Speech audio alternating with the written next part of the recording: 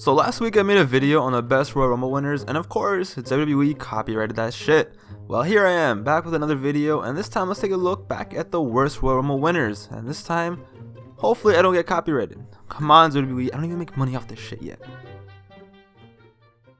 Okay, so originally the plan was to do a list of the worst winners. However, I started looking back at the winners, and to be honest, shit didn't really get rough until 2011.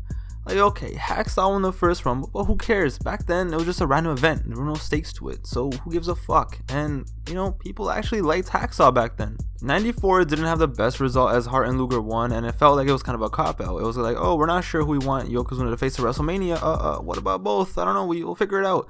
Should have definitely doubled down on Bret Hart, but it is what it is. It all worked out, right? So I can't hate on it. And HBK won in 95-96, and it's like, who else could have really won? Maybe Owen Hart, but it's fine. 2002, Triple H didn't need to win, but it's just like, whatever. Kurt Angle had an amazing 2000 and 2001, and him winning the Rumble in 02 would have been cool. And it's not like Triple H was a horrible choice, it's just that he should have versed someone else in the main event, and he didn't need it because he was going to be a huge face regardless because he was coming back from injury. I just don't have any serious problems with any winner until 2011. That's when WWE just started tweaking. So instead of a list, let's just have a discussion on what the fuck was happening from 2011 to 2018 in the Royal Rumble.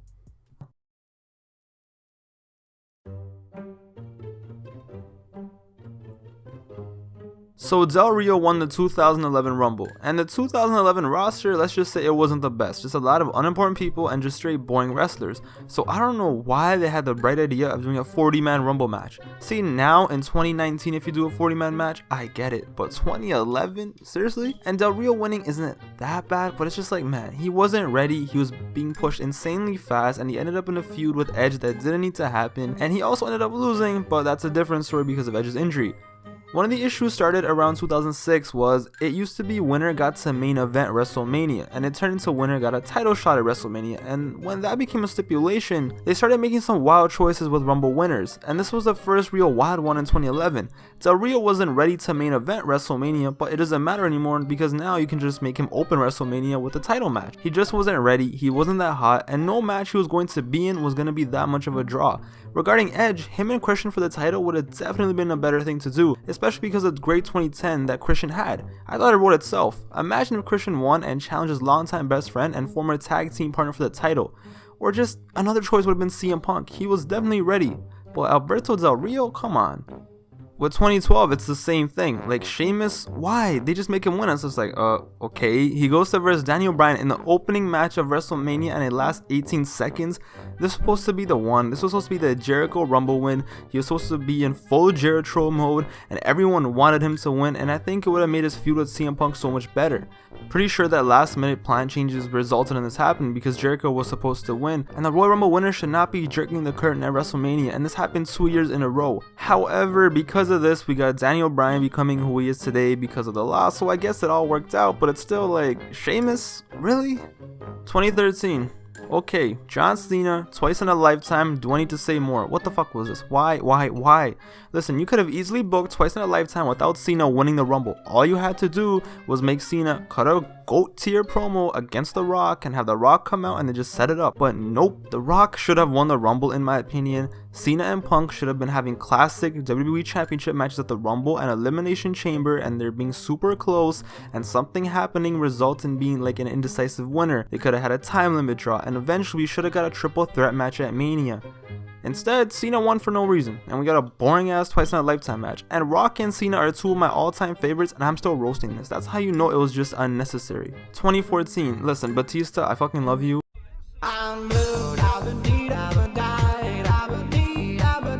And this wasn't your fault, but god damn it, what the fuck was this fuck show? To be honest, I'm not mad, because it all worked out, and if anything, this made the build so much more special, and it made Bryan's win so much more epic. But man, when this happened, it was just fucked. I was just watching, just shook, like, they actually did this. For the love of God, let it be Daniel Bryan.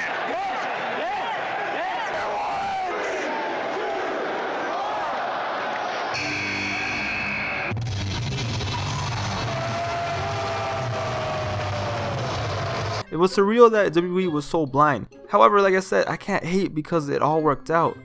But still, like, the fact that they actually thought they could get away with Batista winning and just having versus Randy Orton and it'll be all sunshine and rainbows, how, like, I don't understand how blind they can be sometimes. 2015, Roman Reigns winning. This one is weird because it's similar to the last one and it all worked out. In hindsight, we can say Vince made the right call. Lesnar and Reigns was a great match and it had one of the best finishes ever.